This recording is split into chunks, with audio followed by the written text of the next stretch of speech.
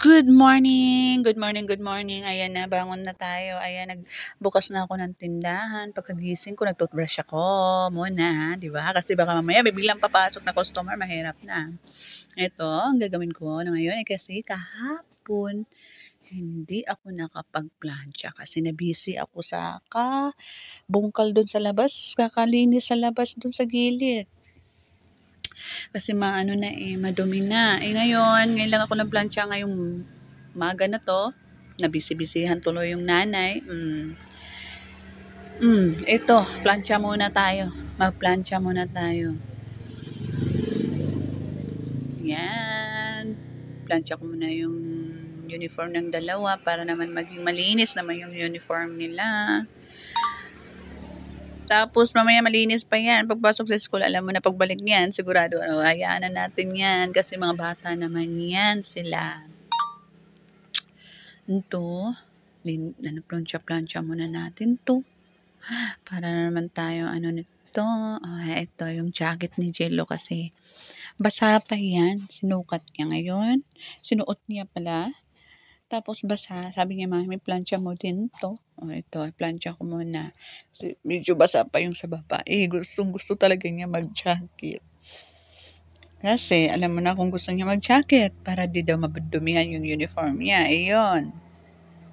Tapos naman, okay lang din naman mag-jacket siya kasi minsan mainit eh. Sobra init naman kasi pag minsan uuwi sila mainit. Ayun, naka-jacket naman siya.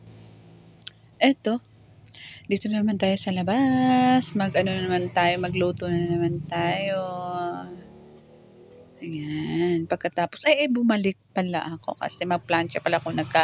Nagkapalitan pala sila ang kay Kuya Bin George na suot ni Angelo yung uniform, yung pants. Kaya sabi ko, plancha ko na lang yung isa. Bale, yun eh. Tatlo, extra lang yung isa. Ayaw na ni Bin George yung isa kasi daw, pangit na. Basta, pangit na talaga siya. Yun. Plancha ko muna yung pants. Tapos bumalik ako ulit dito para magluto. Ayan. Hotdog yung niluluto ko dyan. Mainit kasi, maano kasi yan, may ice pa yan. Tapos, binabad ko muna siya sa tubig. Tapos kung binabad sa tubig, pinakuluan ko muna, parang hinuhugasan lang. Ayan. Pinakuluan ko siya muna, tapos ayan, pinireto ko pagkatapos yung nawala na yung tubig na konti.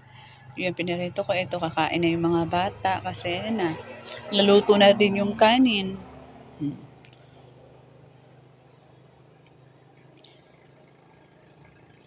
Dito naman tayo, upo na sila. Pinagsando ko na, ayan, kakain na sila. Sabi ko, pagkatapos kumain, mag-toothbrush talaga ha, huwag kalimutan. Ayan, kain na. Tapos mamaya-maya yan, sasabay na ako para na. Busog-busog naman ako. Nakakagutom kaya yung panay galaw. Galaw ka ng galaw. Nakakagutom talaga. Kaya yung katawan ko, babalik talaga siya sa lulubo talaga.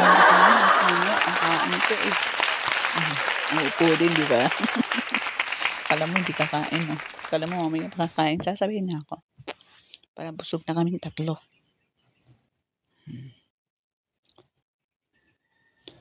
Sabi ko, iluluto ko pa sila ng ulam. Baka bitin pa sila sa ulam nila. Hotdog kasi ulam nila sabi ko, magluluto pa akong itlog. Thank you for watching, guys. Bye-bye. Salamat po sa suporta nyo, guys. Walang sawang kapapunood sa